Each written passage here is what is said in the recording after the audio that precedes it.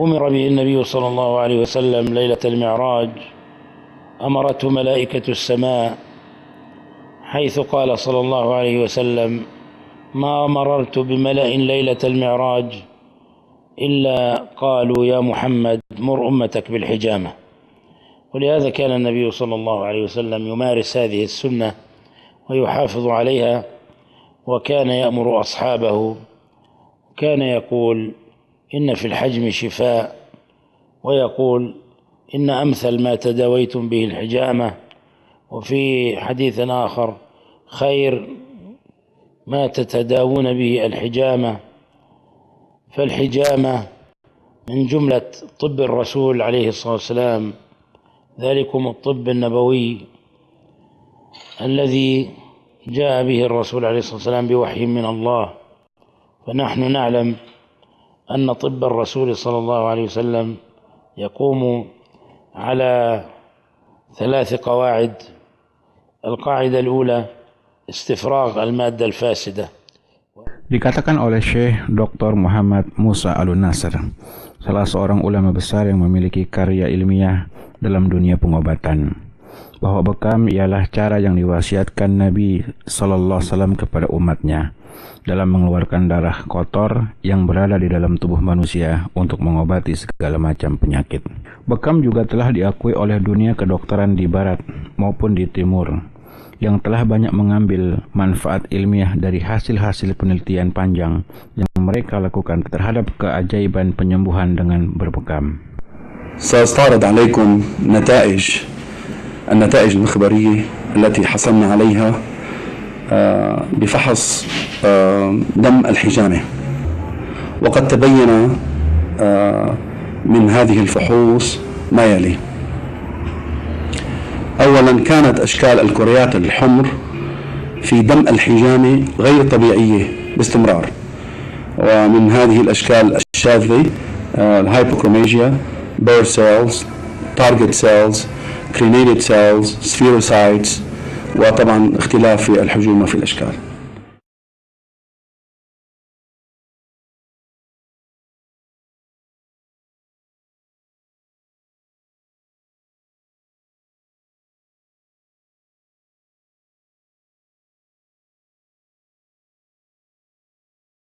مع ملاحظة أن عينات الدم كانت تؤخذ من شقوق الحجامة مباشرة قبل وضع كؤوس الحجامة لئلا يؤثر ضغط الكاسات على شكل الكريات. ثانيا، لاحظنا أن هنالك انخفاض كبير جدا في عدد الكريات البيض في دم الحجامة، وذلك في جميع حالات التي درسناها. تراوح عدد الكريات البيض ما بين 525 و 950 كرية في المليمتر مكعب فقط.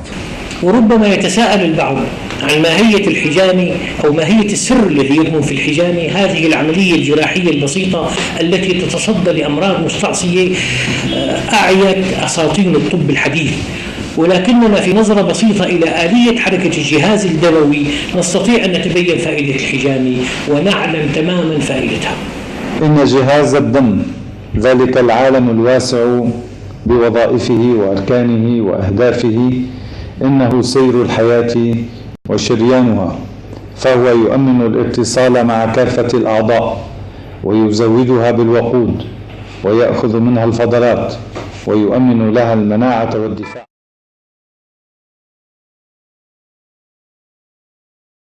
هذا الجهاز شديد التعقيد عظيم الأهمية، يكتنفه الضعف والخمول تارة، وتهاجمه الأمراض تارة أخرى. فمن مكوناته الكريات البيض، والتي تمثل الجهاز الدفاعي عن الجسم ضد أي عدوان، ويبلغ تعدادها من 4 إلى 7 ملايين كرية في المليمتر المكعب.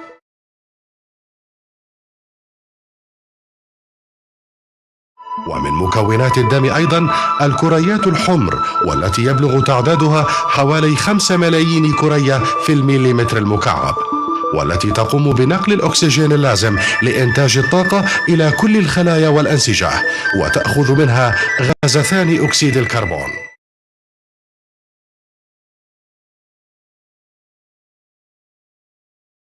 إن الكريات الحمر تولد في نقل العظام لتنتقل إلى الدم وتبقى قائمة على أداء وظيفتها 120 يوما، تبدأ فتية قوية، وعندما تقارب حياتها على الانتهاء تشيخ وتفقد مزاياها من نشاط وحيوية ومرونة وقدرة على العمل، ويتغير شكلها وتلتصق ببعضها، فإما يجرفها تيار الدم إلى الكبد والطحال، وإما أن تبحث عن أماكن الركود في الدوران المحيطي لتذوي إليها، ولن تجد أركب من منطقة الكاهل لأنها منطقة واسعة، وشبكة الشعريات الدموية أشد ما تكون تشعبا وغزارة، وهذا ما لا يخفى أثره في أن سرعة الدم فيه تفتر وتقل، فتترسب هذه الكريات مع شوائب الدم المختلفة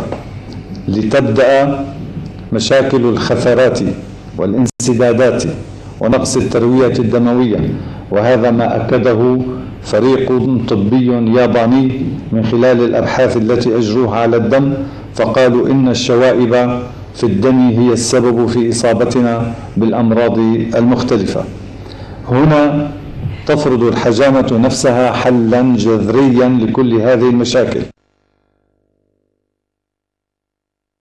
من خلال الأبحاث التي قمنا بها على الدم الوريدي قبل وبعد الحجامة وعلى دم الحجامة وإجراء المقارنات بمشاركة أعضاء الفريق المخبري، تبين لنا ما يلي: أولا، انخفاض في سرعة التثفل حيث انخفضت إلى حدودها الطبيعية.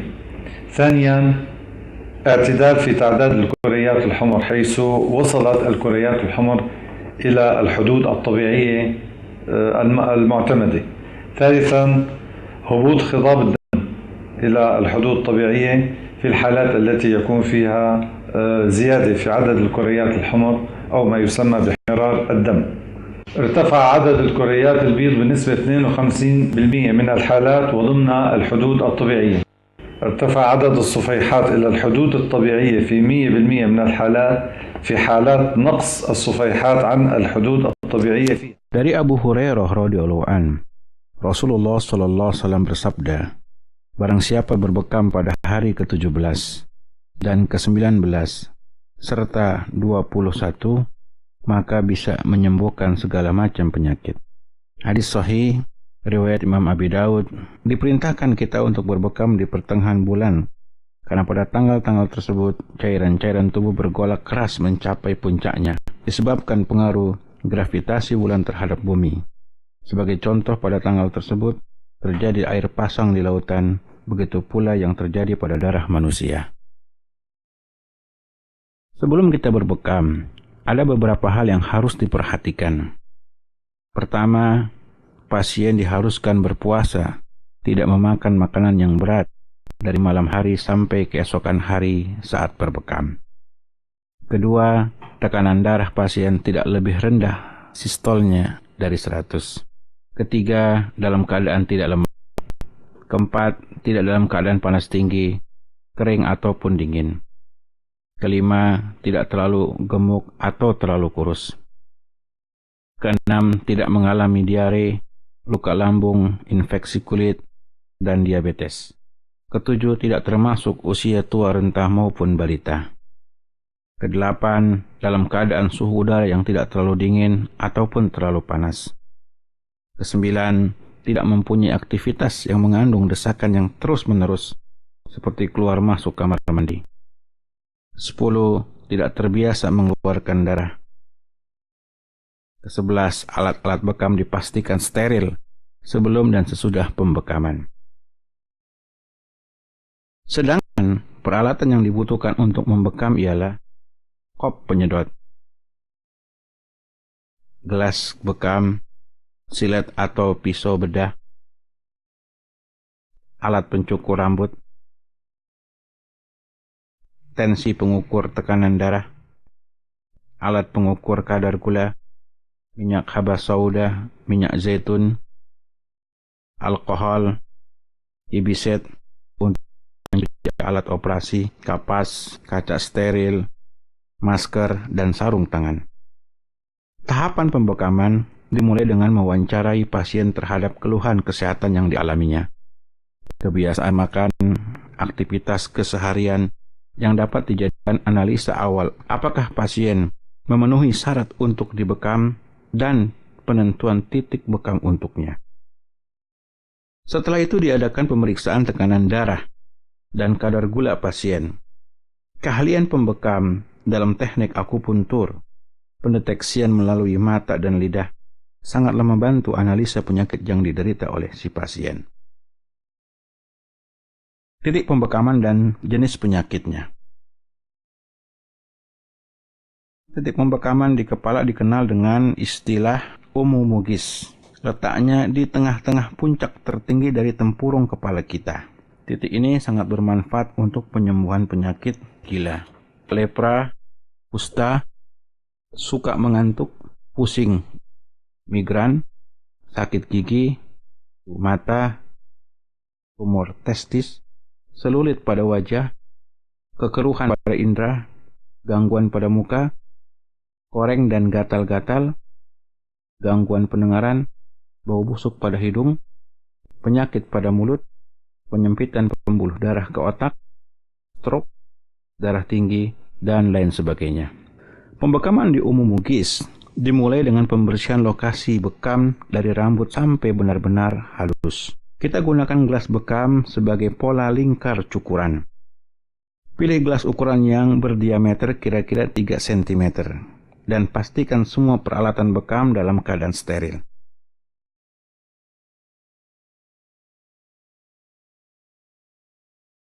Kita sterilkan lokasi bekam dengan alkohol, lalu kita mulai penyedotan pertama sampai tekanan yang maksimal. Penyedotan pertama ini dimaksudkan untuk melenturkan kulit dan menjadikannya kebal terhadap sayatan.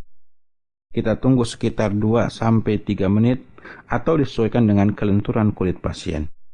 Dan satu hal yang harus ditanamkan oleh si pembekam ataupun si pasien ialah penyerahan kesembuhan kepada Allah, karena Allah lah zat yang maha menyembuhkan. Setelah sekitar 2-3 menit kita mulai pensayatan, kita gunakan ujung jari kelingking sebagai stopper sekaligus poros gerakan. Pensayatan dilakukan dengan alur yang vertikal terhadap arah wajah pasien. Sayatan dapat berjumlah sampai 40 garis-garis kecil yang sama panjang dan dilakukan dengan kecepatan agar pasien tidak terlalu merasa sakit. Kedalaman sayatan juga sangat halus, tidak terlalu dalam, karena titik di kepala ini merupakan daerah yang paling sulit dan sensitif dari yang lainnya. Di sini pembekam haruslah yang sudah sangat ahli dan berpengalaman. Nabi SAW pernah berbekam di titik ini berdasarkan hadis dari Anas bin Malik radhiyallahu an. Bahwasanya Nabi SAW pernah berbekam ketika beliau dalam keadaan berihram dari rasa sakit yang beliau rasakan di kepala beliau. Di riwayat yang lain dari Abdullah bin Abbas radhiyallahu an, dia bercerita Rasulullah SAW pernah berbekam di tengah kepalanya dan waktu itu beliau sedang berihram. Hadis sahih riwayat Ibnu Khuzaimah. Setelah sayatan merata, segera kita lakukan penyedotan yang kedua. Kondisi pasien dan waktu pembekaman sangatlah berpengaruh terhadap banyaknya darah yang keluar. Pada fase ini, pembekam harus jeli memperhatikan perubahan yang ada, tanpa harus terlihat oleh si pasien. Ciptakanlah suasana yang santai. Apabila terlihat keringat dingin di dahi, bibir sudah berubah warnanya, telapak tangan berkeringat, ini menandakan kemungkinan pasien dalam keadaan tegang atau dalam keadaan lemah. Apabila keadaan memburuk dan pasien pingsan, maka pembekam harus mencabut gelas bekam dan memberikan tekanan yang maksimal pada titik antara bibir dan hidung, di bawah bibir, juga di titik antara ruas jempol dan jari telunjuk. Tetapi ini jarang terjadi apabila pendeteksian awal sudah dilakukan dengan baik. Dengan menggunakan tisu yang steril, setelah sekitar 2 atau sampai 3 menit, kita buka gelas bekam dengan menarik katup udara. Kita miringkan kepala pasien ke belakang dengan menekan tisu ke arah pinggir gelas bekam. Perlahan-lahan gelas bekam kita buka agar darah tidak berceceran keluar membasahi rambut di sekitar lingkar lokasi bekam.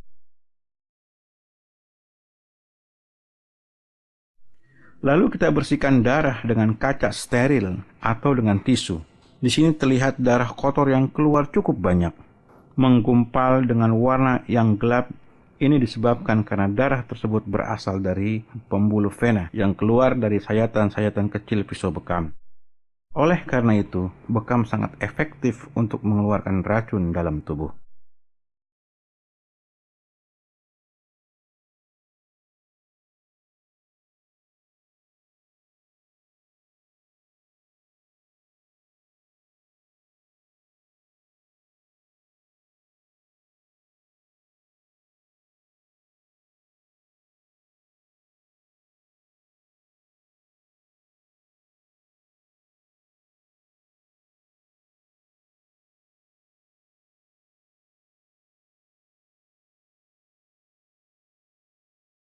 Kita lanjutkan dengan penyedotan yang ketiga. Mengenai larangan berbekam pada hari-hari tertentu terdapat pada riwayat yang dibawakan oleh Imam Ibnu Majah dalam sunannya 2479. Maka barang siapa yang berbekam, hendaklah berbekam pada hari Kamis dengan nama Allah. Hindarilah berbekam pada hari Jumat, hari Sabtu, dan hari Ahad.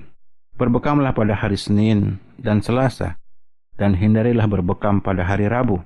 Karena pada hari Rabu adalah di mana Nabi Ayub alaihissalam terkena bala dan penyakit kusta maupun belang mulai muncul selalu pada hari Rabu atau malam Rabu. Berdasarkan hadis-hadis di atas dapat diambil beberapa kesimpulan bahwa larangan keras melakukan bekam pada hari Rabu atau malam Rabu. Memilih hari Senin, Selasa, dan hari Kamis. Jangan memilih hari-hari lain dalam sepekan, khususnya hari Ahad. Wallahu alam. Setelah sekitar 2-3 menit kita bersihkan kembali gelas bekam yang sudah dipenuhi darah kotor secara perlahan.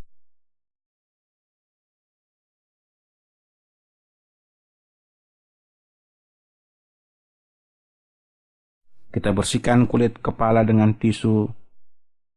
Setelah bersih kita lakukan penyedotan yang keempat.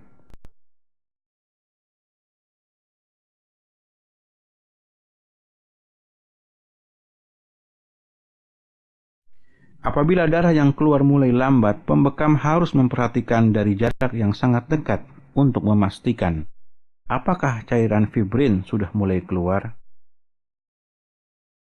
Penyedotan harus dihentikan apabila sudah terlihat fibrin, yaitu cairan kuning ataupun bening yang keluar bersama darah. Ini adalah cairan fibrin. Cairan ini berfungsi untuk merapatkan kembali luka yang ada, juga sebagai tanda akhirnya proses bekam pada titik tersebut. Pada umumnya proses pemulihan luka sayatan dan pada kulit memakan waktu kurang dari seminggu. Kita bersihkan darah dengan kaca steril ataupun tisu agar darah kotor yang membeku tidak menyumbat lubang-lubang bekas sayatan.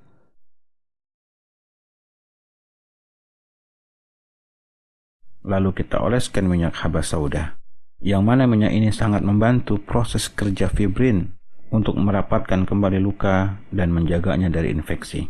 Setelah proses bekam selesai, pasien disarankan untuk meminum madu, memakan buah-buahan, sayur-sayuran, istirahat yang cukup, juga menjaga lukanya dari air.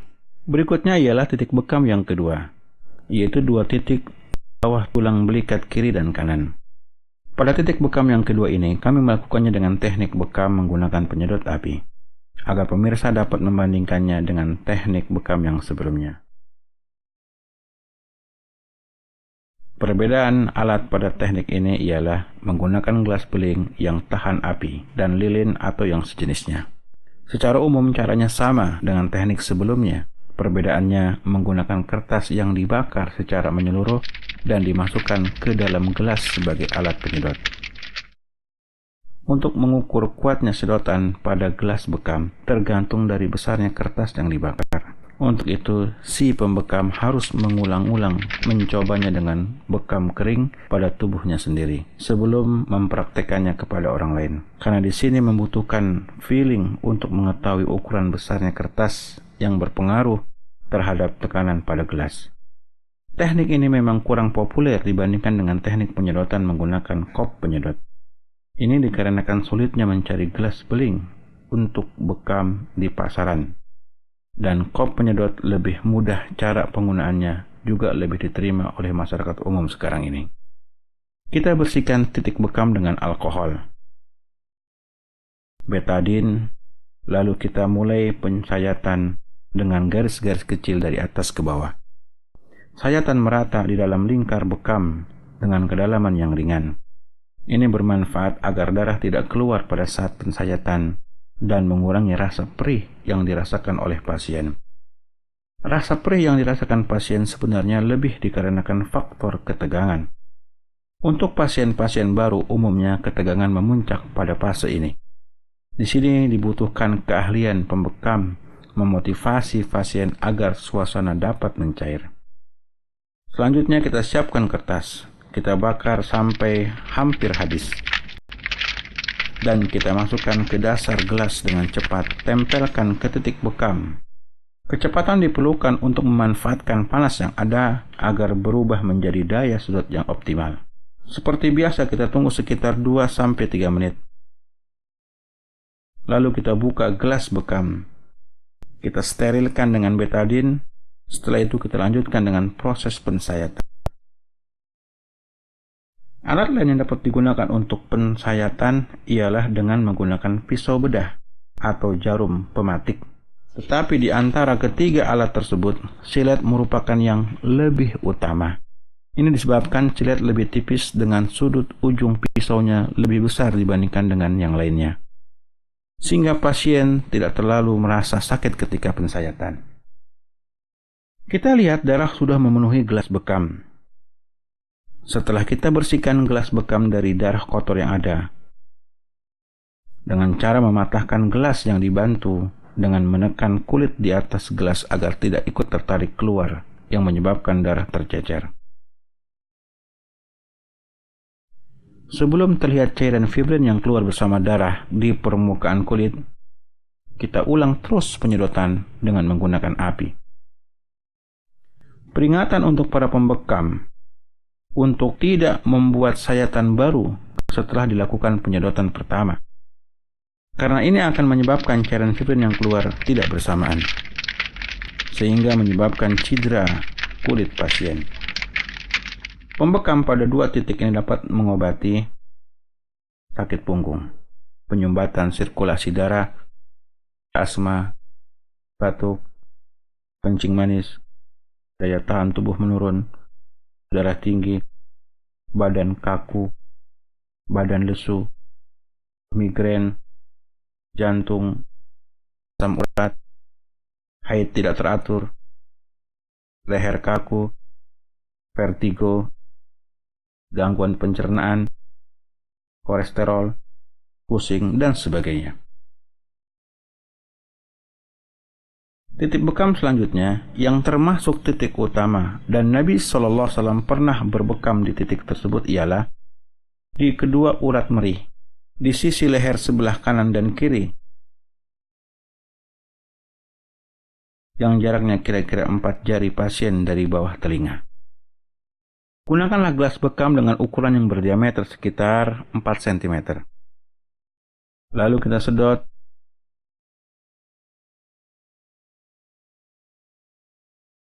Setelah 2-3 menit kita lakukan pensayatan. Berdasarkan hadis dari Anas bin Malik radhiyallahu an, dia bercerita, Rasulullah SAW biasa berbekam di bagian ulat merih dan punggung. Beliau biasa berbekam pada hari ke-17, ke-19, dan ke-21.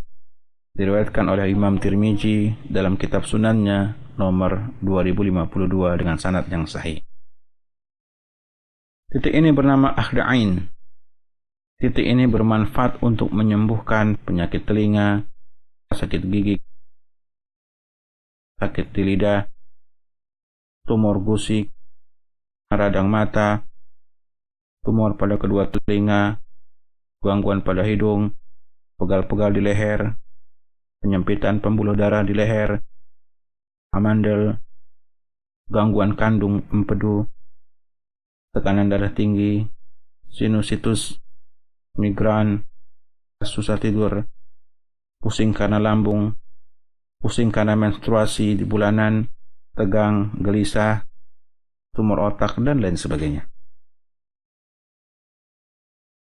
Rahasia mekanisme kesembuhan pada bekam ialah terletak pada pembersihan tubuh dari darah kotor yang menghambat peranan darah dalam melakukan tugas-tugasnya secara sempurna, sehingga membuat tubuh yang dipenuhi darah kotor menjadi sasaran empuk berbagai macam penyakit.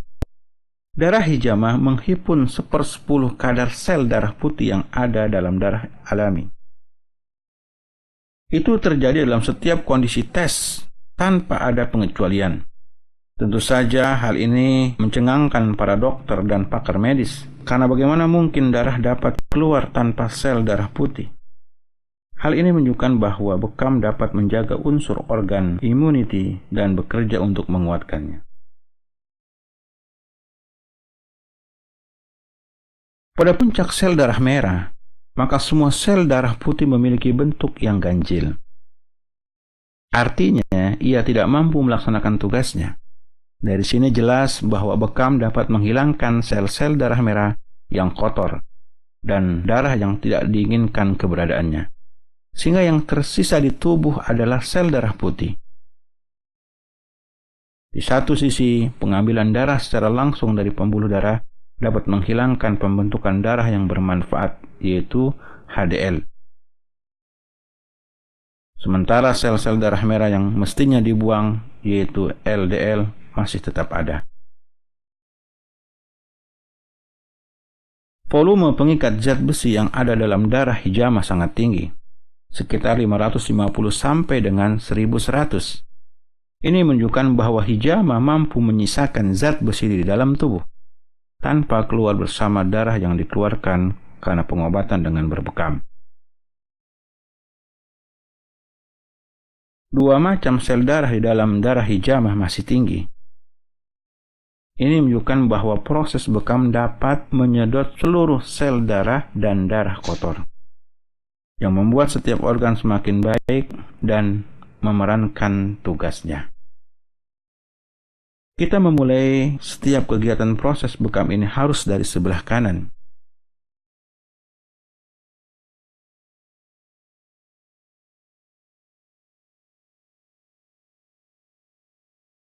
Kita lihat gelas bekam yang sebelah kiri dipenuhi darah kotor dengan warna merah yang beragam. Kalau kita perhatikan lebih lagi, warna merah yang dominan lebih muda dari warna darah segar yang ada. Salah satu penyebabnya ialah pasien sering mengkonsumsi makanan atau minuman yang mengandung banyak zat kimia. Dan uap yang terlihat pada gelas bekam disebabkan panas yang ditimbulkan dari bagian yang disayat.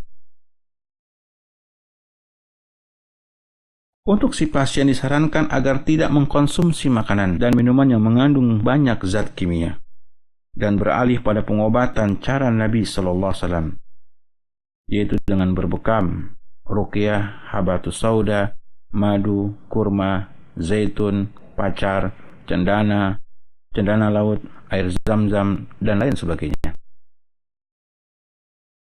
Dari sebagian obat-obatan yang Nabi SAW anjurkan di atas, apakah para pemirsa di rumah pernah menggunakannya?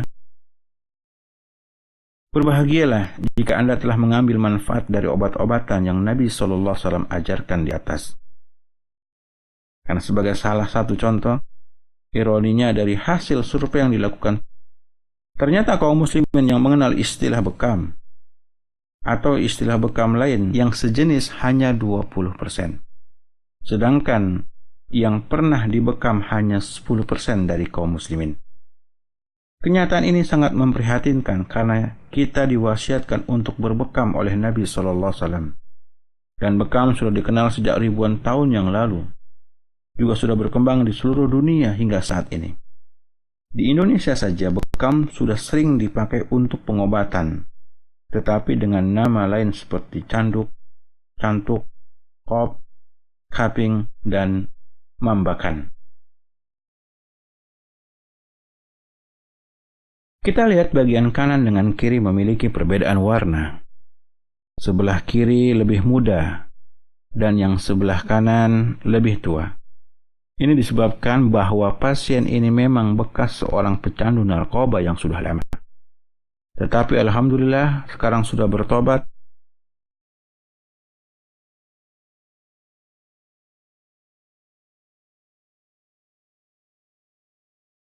Selanjutnya kita bersihkan darah yang tersisa. Apakah antum sering mengkonsumsi makanan atau minuman yang mengandung zat kimia? Apa jenisnya?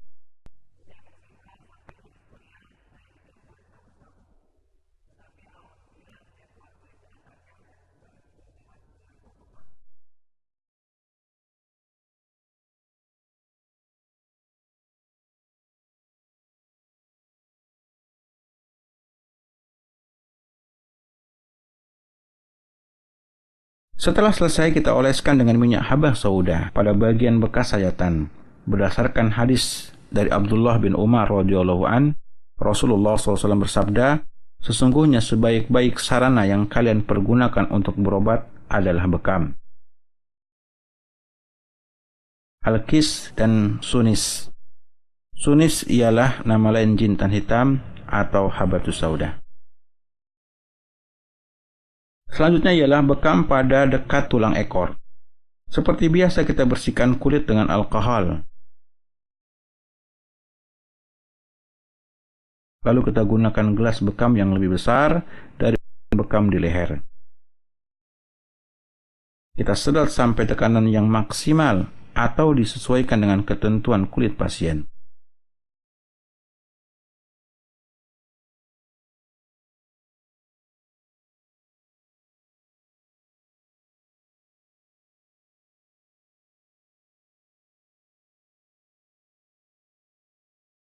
Posisi titik ini ialah di tengah-tengah kedua tulang pinggul.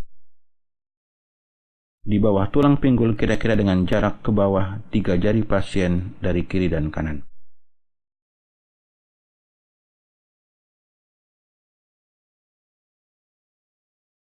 Bekam pada dekat tulang ekor berkhasiat menyembuhkan rasa sakit di sekitar titik bekam, radang yang terjadi di tulang ekor, wasir, gangguan pencernaan. Selain itu juga berkhasiat menyembuhkan sakit punggung dan juga sakit pada kedua pangkal paha. Sakit pinggang, sirkulasi darah tidak lancar. Gangguan pada prostat, tegang, kejang-kejang, ngompol. Dan bagi kaum wanita, bekam pada bagian ini dapat melancarkan darah haid, berbagai penyakit rahim, keputihan, dan kelamin. Kurangnya produktivitas indung telur atau kurang subur, dan yang lain-lain. Al-Imam Ibnul Qayyim mengatakan mengenai sabda Nabi SAW, likulli da'in dawa, setiap penyakit itu pasti ada obatnya. Sebagai upaya memperkuat jiwa orang yang sakit sekaligus dokter yang menanganinya, beliau memerintahkan untuk menyelidiki serta mencari obat tersebut. Sebab orang yang sakit, jika menyadari adanya obat yang dapat menghilangkan penyakit yang dideritanya itu, maka hatinya akan menggantungkan harapan pada kesembuhan, dan sirnalah api keputusasaan. Hingga akhirnya terbuka baginya pintu harapan. Jika jiwanya kuat, maka akan bangkitlah pula semangat instingnya.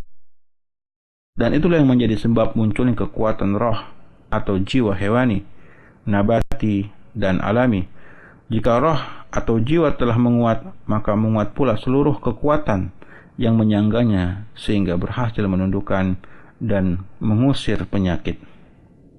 Diambil dari Zadul Ma'ad, juz 4 halaman 17. Selanjutnya titik di Al-Kahil. Letaknya pada persilangan garis bahu dan leher.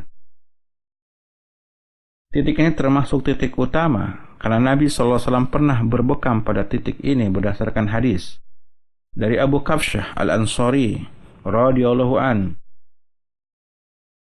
bahwa Rasulullah SAW pernah berbekam di punggung bagian atas dan di antara kedua pundaknya.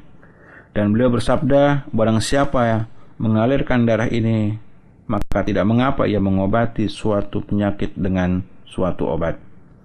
Lihat kitab Sahih Sunan Abi Daud nomor 3483. Dari Anas radhiyallahu an, dia bercerita, Rasulullah SAW pernah berbekam di kedua urat merih dan di punggung bagian atas. Beliau berbekam pada hari ke-17, 19, dan ke-21. Diriwayatkan oleh Al-Imam Tirmizi dalam sunannya nomor 2052. Bekam pada titik Al-Kahil sangat bermanfaat untuk rasa sakit pada lengan, rasa sakit pada belikat, rasa sakit tenggorokan, sakit sesak napas, kanker tulang, kekurangan zat kapur, rematik, membersihkan badan, dan berbagai konstriksi atau penyumbatan darah kotor. Mengeluarkan racun. Berdasarkan hadis dari Abu Hurairah radhiyallahu an, dia bercerita ketika Khaybar dibebaskan, Rasulullah SAW dihadiahi seekor kambing yang dalamnya terdapat racun. Lalu Rasulullah SAW bersabda, kumpulkan semua orang Yahudi yang ada di sini untuk menghadapku. Lalu mereka pun berkumpul di tempat beliau sallallahu alaihi wasallam. Kemudian beliau sallallahu alaihi wasallam bersabda kepada mereka, apakah kalian akan bersikap jujur kepadaku jika aku bertanya kepada kalian mengenai daging ini? Maka mereka menjawab, iya. Beliau bertanya, apakah kalian memberikan racun di dalam daging kambing ini? Beliau menjawab, iya. Lalu apa yang membuat kalian melakukan perbuatan tersebut? Tanya beliau. Mereka menjawab, kami akan merasa senang dengan kepergianmu jika engkau seorang pendusta yang mengaku sebagai nabi. Dan kalau memang engkau seorang nabi, maka makanan itu tidak akan mencelakakanmu. Diriwayatkan oleh Imam Bukhari juz 1 halaman 208 dan Imam Darimi juz 1 halaman 32. Alhamdulillah, di sini terlihat jelas cairan fibrin yang keluar pada pasien ini. Lihat warnanya bening, berbeda dari yang lainnya.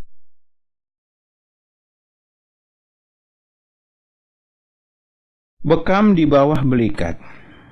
Letaknya kira-kira 4 jari di bawah tulang belikat kiri dan kanan. Sangat bermanfaat untuk menyembuhkan berbagai gangguan pernapasan, gangguan pencernaan, cedera punggung, gangguan jantung, gangguan lambung, asma, nyeri pegal-pegal di leher, pundak, dan punggung atas, sakit pada paru-paru, dan sebagainya.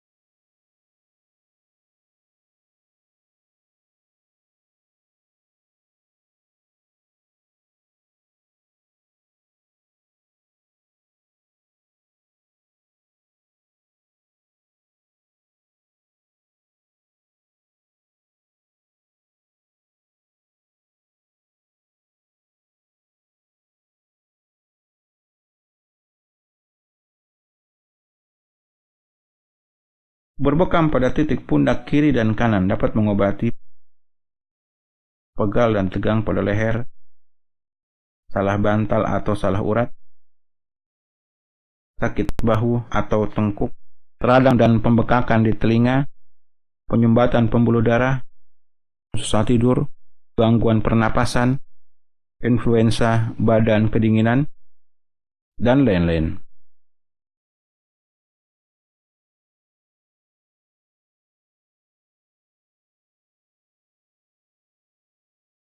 Bekam pada pundak sebelah kanan berkhasiat menyembuhkan ginjal yang panas.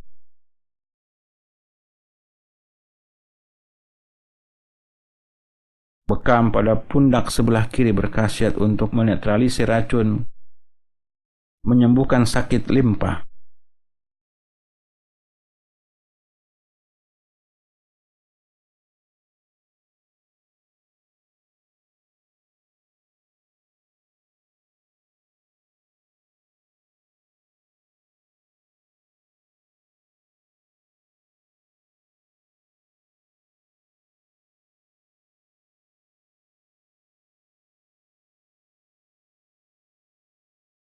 Titik bekam di bawah lutut atau dekat tulang kering kaki bermanfaat untuk mengobati cedera lutut, stroke, lumpuh pada kaki, mah, berbagai gangguan pencernaan, stamina lemah, rematik, kesemutan pada kaki, kesleo, dan sebagainya.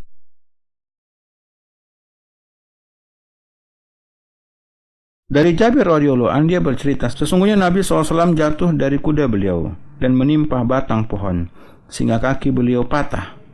Waki berkata, sesungguhnya Nabi SAW berbekam di bagian kaki yang terkilir. Diambil dari kitab Sahih Sunan Ibnu Majah, jilid 2, halaman 260, karya Imam Al-Albani.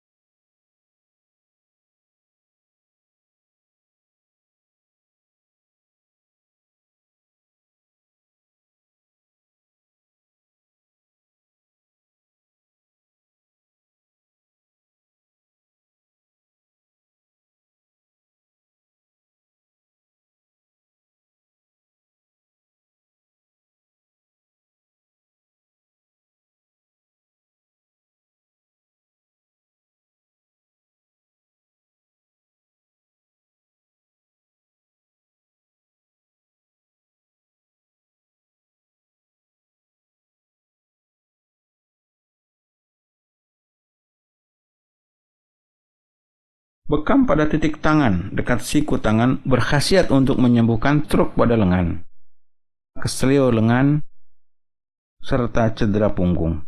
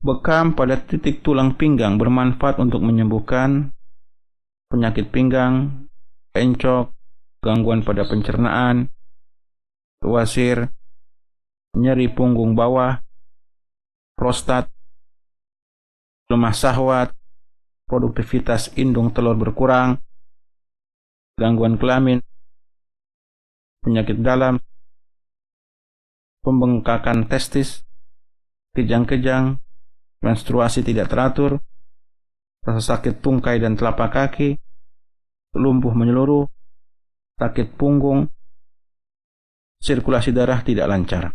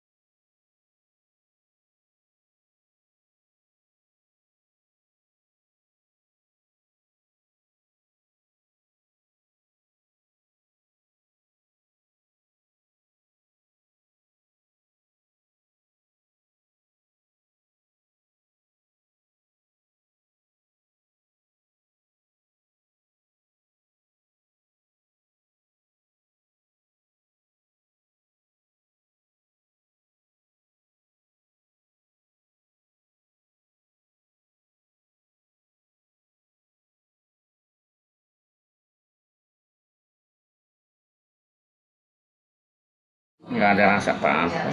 Sakit nggak? Nggak. Pusing nggak Pak? Udah hilang pusing langsung. Udah jadi penakut lagi. Nggak tahan Pak. Bapak umur berapa? 70.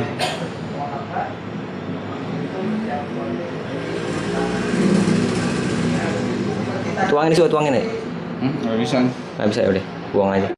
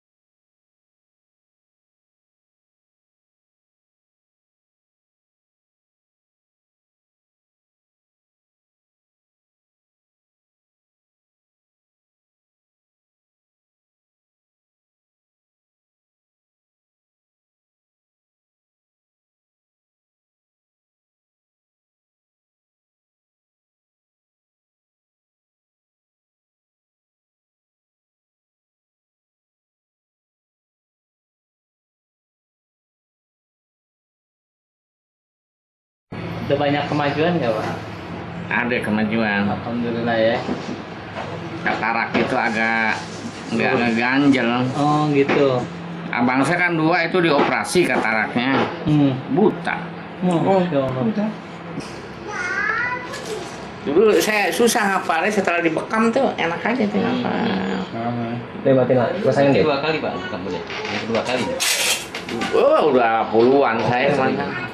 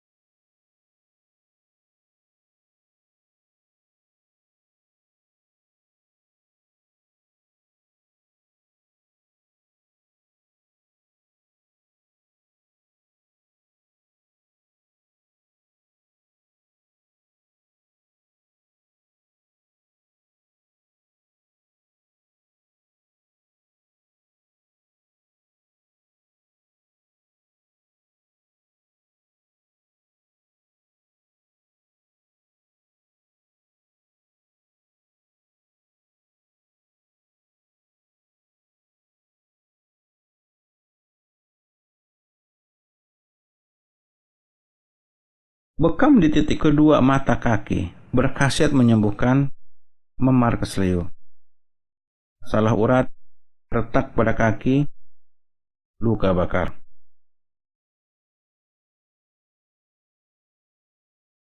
Titik bekam di bawah dagu bermanfaat untuk menguatkan gusi yang goyang. Sakit gigi, sakit tenggorokan, dan lain sebagainya.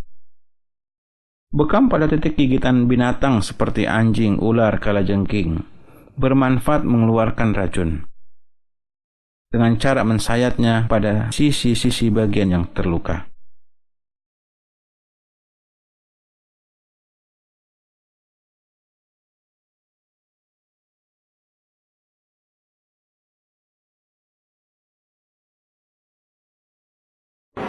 ما حكم الشرع في أخذ الأجرة على الحجامة؟ أقول قد ورد النهي عن التكسب بالحجامة وعن أخذ الأجرة، أي طلب الأجرة واشتراط الأجرة. أما إذا لم يشترط هذا الحجام أجرة وأعطاه المحجوم أجرة من غير طلب فلا بأس، فإن النبي صلى الله عليه وسلم احتجم وأعطى الحجام أجره.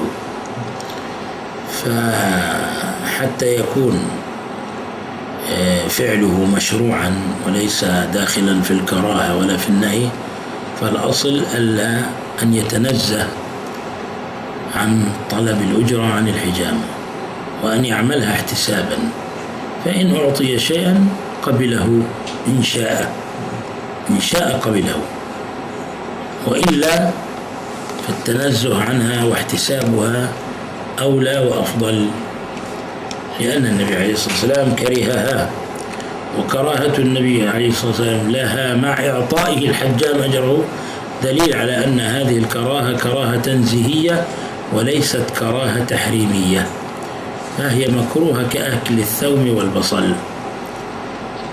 نعم. أما إذا كان هذا الحجام يتكلف الشفرات والمشارط والقطن والواقيات والأدوية والمطهرات، فلو أخذ شيئا يسيرا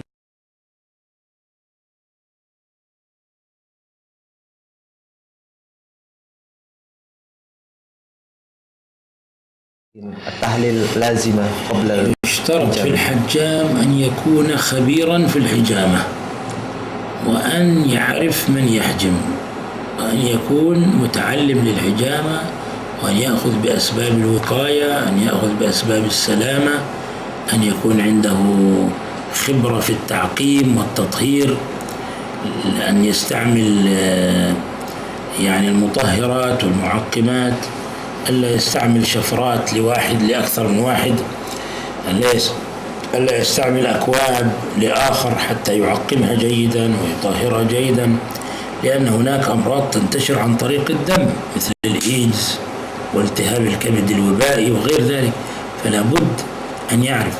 ثم ينبغي ألا يحجم إنسان يعني مثلا مريض بالسكر في أطرافه السفلية ويعمق الشرط، لأن هذا قد يسبب له قروحا وإنتانات وغرغرينة. كما أنه ينبغي ألا يعني يحجم من كان معروفا بضعف شديد في دمه، أو مصابا مثلا في بعض الأمراض كالصفراء، فلا بأس أن يأخذ ضغط هذا المريض، وأن يعرف إن كان يعاني من أمراض أخرى، مثلا لا يحجمه على شبع، يحجم في الأوقات التي وردت فيها السنة، في يوم 17 من الشهر العربي و19 و21، يعني يكون عالم خبير مجاز، يعني مأذون له بالحجامة من شيخ، أن لكل صنعة شيخ. الحجامة صنعة نبوية علمها النبي عليه الصلاة والسلام أمته، وأمرته بها ملائكة السماء، ونزل بها ليلة المعراج كما نزل بالصلاة، فإن النبي عليه الصلاة والسلام رجع من المعراج بعافية الروح والبدن، بالصلاة عافية الروح والحجامة عافية البدن. ما مررت بملأ ليلة المعراج إلا قالوا يا محمد مر أمتك بالحجامة.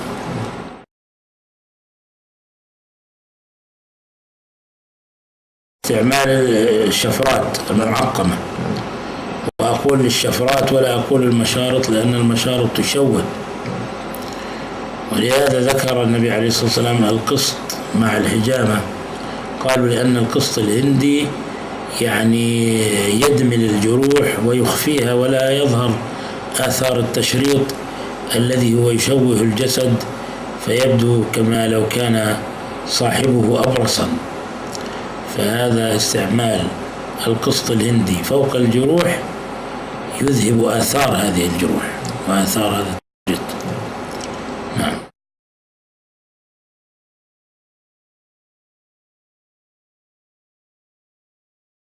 لأن هذه من المهن الوضيعة، من خوارم المروءة، يعني لا يمتهن الإنسان فيجعل دخله وطعام ورزق أبنائه من الحجامة، لأن النبي عليه الصلاة والسلام قال في ثمن الحجامة أطعمه أعلفه الناضح، يعني اشتري علف لجملك أو ناقتك. فلا ينبغي للإنسان أن يتغذى من مال الحجامة، إن كان لابد أنها مال مكروه، ولا يتكسب بها ولا يتخذها مهنة وحرفة، إنما هذه من فروض الكفايات يفعلها المسلمون بعضهم لبعض احتسابا.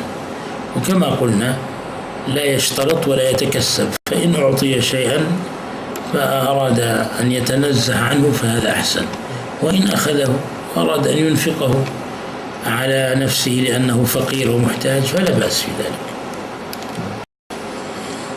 هذا وبالله التوفيق، وصلى الله وسلم على نبينا محمد وآله وسلم. جزاكم الله خير. Alhamdulillah, kita telah sampai pada akhir dari pembahasan mengenai praktek bekam dan visit ini. Tetapi, bukanlah menjadi akhir bagi para pemirsa untuk mempelajari ilmu bekam yang sangat luas dan memerlukan waktu yang panjang. Kami menyadari bahwa isi dari VCD ini sangatlah tidak cukup untuk dijadikan sebagai modal pemirsa menjadi seorang pembekam. Tetapi cukuplah kiranya sebagai bahan dasar dalam menilai keahlian seorang pembekam, sehingga kita dapat melaksanakan sunnah pengobatan yang sangat manjur ini dengan seorang yang benar-benar ahli dalam membekam. Yang perlu kita jadikan pelajaran ialah bahwa tidak semua para sahabat menjadi pembekam. Mungkin para sahabat yang membekam bisa dihitung dengan jari. Bahkan Rasulullah SAW sendiri memerintahkan dan menganjurkan berbekam, tapi beliau tidak membekam. Beliau serahkan kepada ahlinya, yaitu Abu Thayyibah.